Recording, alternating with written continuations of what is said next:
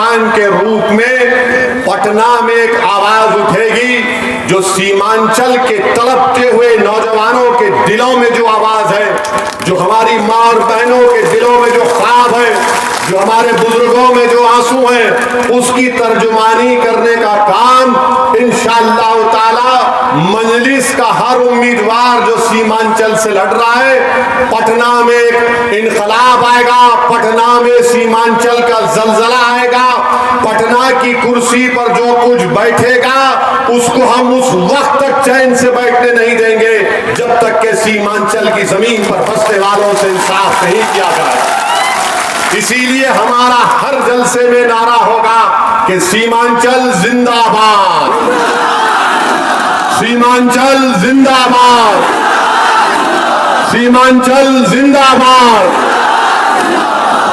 अब अहम बात आज सातवीं बात यह है कि यहां से आरजेडी के जो उम्मीदवार हैं, 35 साल से वो सियासत में कई मर्तबा उनको आपने अपना विधायक, अपना एमएलए बनाया, कांग्रेस के भी है और आरजेडी के साथ भी है। अब आप बताइए कि इतनी बड़ी बाढ़ आई, पूरी धान की फसल बर्बाद हो गई, ये कैसा एमएलए है जो मुआवजा तक नहीं दिला सकता? कैसा एमएलए है ये? मुआवजा तक नहीं दिला सकते।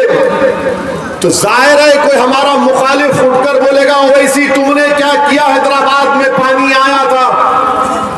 मैं हैदराबाद के घरों में जब पानी आया तो हमने अपने चीफ मिनिस्टर के घर पर जाकर रात के 11 बजे उनको उठाकर मुलाकात करके कहा कि चीफ मिनिस्टर साहब घर में पानी आया है, तमाम घर का सामान खराब हुआ है। तो हमारे चीफ मिनिस्टर ने कहा कि क्या करना चाहिए? मैंने कहा पैसा देना पड़ेगा। देखो बात, लच्छेदार गुफ्तगू ने पैसा देना पड़ेगा। बोले आप जाइए, सुबह तक ऐलान करूंगा। और सुबह में चीफ मिनिस्टर ने ऐलान किया कि एक एक घर जिसमें पानी आया उनको एक घर को 10,000 रुपये दिए जाएंगे। मैंने फोन करके कहा कि आपने ऐलान कर दिया, शुरू कब कर रहे?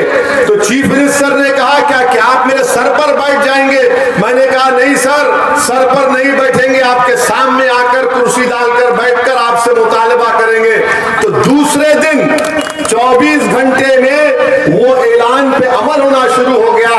और मेरी तकरीर अगर हैदराबाद तक भी जाएगी तो याकूतपुरा असेंबली हल्के में कल तक 2 करोड़ 20 लाख सिर्फ एक असेंबली हल्के में गवर्नमेंट के लोग, मजलिस के एमएलए और कॉर्पोरेटर जाकर घर घर हर एक को दे रहे हैं। ये काम ये एमएलए नहीं कर सकता था, ये काम नहीं कर सकते थे। तो मुआवजा नहीं दिला सकते गवर्नमेंट से।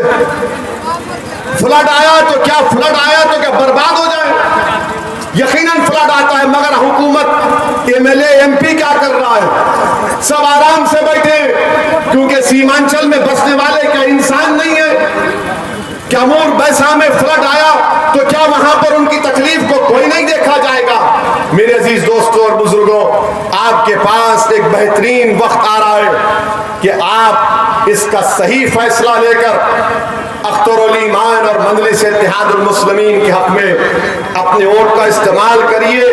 हम आपसे वादा कर रहे हैं सीमांचल की आवाम से कि इंशाअल्लाह ताला हर एक आदमी तक सड़क होगी और बाढ़ से निजात होगी इंशाअल्लाह ताला। हर एक आदमी के लिए सड़क होगी और बाढ़ से निजात होगी। और जब अख्तर भाई जीत जाएंगे इंशाअल्लाह ताला आपके वोट और दुआओं से, जब शाहनवाज जीत जाएंगे, जब मजलिस का एमएलए जीत जाएगा, तो जब वो जीत कर आएंगे आपकी जबान से कुछ नहीं निकलेगा। आप सिर्फ बोलेंगे कि आपकी पार्टी का नारा था हर एक आदमी तक सड़क, बाढ़ से निजात, काम शुरू करो, और काम शुरू होगा इंशाअल्लाह ताला। अब ये बात कांग्रेस और जेडीयू के या फिर आरजेडी के जलसों से नहीं बोलेंगे। लफ्ज सीमांचल बोलने से उनको पेट में दर्द होता है, बहुत दर्द होता है। अब तुम्हारा दर्द बढ़ेगा क्योंकि जहां कहीं तुमको जेडीयू, कांग्रेस, आरजेडी, बीजेपी का दिखेगा, आप सिर्फ कुछ नहीं कहना, उनको देखते ही नारा मारना, सीमांचल, सीमांचल। बस इनको पैगाम मिल जाएगा कि अब हवा कुछ और है यहां पर, अब हवा का रुख बदल चुका है, अब इंसाफ मिलेगा, अब हम इंसाफ हासिल करेंगे।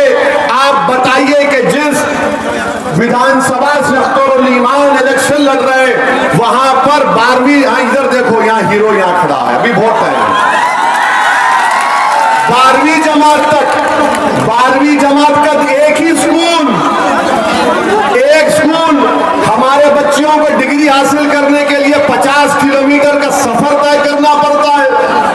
कहां डिग्री मिलेगी, कहां हमको फायदा होगा? और बताओ, क्या तुमने अमूर में कोई कारखाना बनाया? इतने साल से अमूर की जनता ने तुमको विधायक बनाया, एमएलए बनाया, तुमने कारखाना बनाया? नहीं बनाया। फिर आप ये भी देख लीजिए कि अस्पताल है, डॉक्टर नहीं है, बीमार होते हैं, इलाज नहीं होता है। तो ये 4 काम बड़े अहम हैं। एक तो हर एक आदमी तक सड़क, बाढ़ से निजात, फ्लड आएगा तो मुआवजा मिलेगा, बच्चियों के लिए स्कूल और डिग्री कॉलेज, कारखानों की दावत देना, कारखानों को गवर्नमेंट को बोलकर यहां पर कायम कराना, और अस्पताल में सही अस्पताल हो ताकि उसमें डॉक्टर हो, दवाएं हो। ये 4 काम करने के लिए, ये 4 काम हम करेंगे। इसके लिए हमको चांद पर जाकर खाक नहीं लाना है। यहां जिस किसी की हुकूमत बनेगी, जो कोई भी पटना में बैठेगा, हम उसको चैन से बैठने नहीं देंगे। और अगर इंसाफ नहीं होगा तो याद रखो, अगर मुख्यमंत्री इंशाअल्लाह उपेंद्र कुशवाहा भी बन जाएंगे, और अगर इंसाफ नहीं करेंगे तो सदरुद्दीन ओवैसी सीमांचल के लाखों लोगों को लेकर पटना जाकर बैठ जाएगा, जब तुमको सीमांचल से इंसाफ करना पड़ेगा। मेरे अजीज दोस्तों और बुजुर्गों, क्योंकि हमको ये उड़न खटोले में जाना है वापिस, इसलिए आपसे पहली खिस के तौर पर ये बात कह रहे हैं। अब रहा सवाल आखिरी बात कि नीतीश कुमार तो अब टाटा होने वाले हैं। नीतीश कुमार अब नहीं, नीतीश कुमार घर में बैठने वाले हैं। मगर ये बात बताइए कि पूरे बिहार में आपने एनआरसी, एनपीआर के खिलाफ एहतजाज किया था ना? कितनों ने किया था? हाथ उठाइए एनपीआर, एनआरसी पर। क्या राजद ने, कांग्रेस ने आवाज उठाई थी एनपीआर, एनआरसी के खिलाफ? नहीं उठाई थी क्या? जेडीयू तो मोदी के गोद में बैठे दूध पीते हुए। अब आप बताइए, आज मोहन भागवत आरएसएस के चीफ कहते हैं कि सीएए को गैर जरूरी मुसलमानों को परेशान और गलत बयान कर दिया गया। मोहन भागवत, हम कोई बच्चे नहीं है कि तुमको नहीं समझ सके। अल्लाह ने दिमाग दिया है, हम समझ सकते हैं, हम जानते हैं कि तुम्हारी साजिश यही है कि सीएए एनपीआर को इस्तेमाल करके भारत के मुसलमानों को, भारत के दलितों को, भारत के आदिवासियों को, भारत के उन गरीबों को जिनके पास कागज नहीं, उनको परेशान किया जाए। और मुझे गुस्सा इस बात का आता है, अफसोस इस बात का होता है कि जब हमारे सीमांचल के इस इलाके में बसने वाले गयूर लोग हैं, चाहे वो गरीब हो, हिंदू हो, मुसलमान हो, दलित हो, कोई हो, सीमांचल को बदनाम करने के लिए कहा गया घुसपैठी है। बताओ, क्या तुम घुसपैठी हो? बताओ, आप क्या घुसपैठी हैं?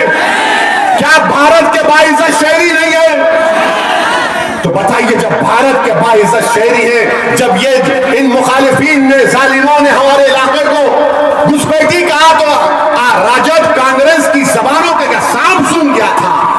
कौन आवाज उठाई? मजलिस का अख्तरुल ईमान उठाया और कहा कि नहीं, यहाँ पर बाइज्जत लोग, बसने वाले लोग। मेरे अजीज दोस्तों और बुजुर्गों, और भी जलसे होंगे, मेरी आपसे गुजारिश है कि जहां कहीं भी मंजलिस का उम्मीदवार जिसका निशान पतंग छाप है वहां पर बटन दबाइए, आपके उम्मीदवार को बड़ी वोटों से कामयाब करिए और सीमांचल के इंसाफ की लड़ाई आइए। सीमांचल के बाढ़ की और हर आदमी तक सड़क, बाढ़ से निजात, ये हमारा नारा है। सीमांचल जिंदाबाद, सीमांचल जिंदाबाद।